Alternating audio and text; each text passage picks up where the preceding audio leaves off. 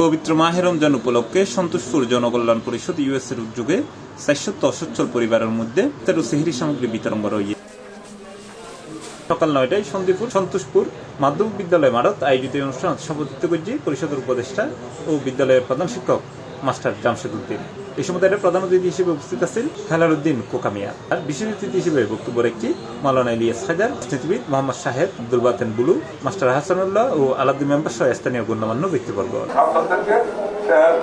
এই জন্য আপনারা ওদের জন্য দোয়া করবেন।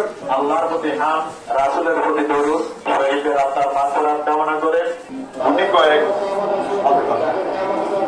যারা কঠোর পরিশ্রম করে এবার যে আমাদের মাঝে সমাপনী বক্তব্য করেন আজকে প্রোগ্রামের সম্মানিত সবাইকে ধন্যবাদ জানিয়ে কৃতজ্ঞতা জানিয়ে আমার সন্তোষপুর জনকল্যাণ পরিষদ ইউএসএ কর্তৃক আয়োজিত অনুষ্ঠানে আগত অতিথি সংগঠনের এমন মানবিক উদ্যোগের ভূয়সী প্রশংসা করে এবং ভবিষ্যতে এই কার্যক্রম অব্যাহত রাখিবে আহ্বান জানায় তারা।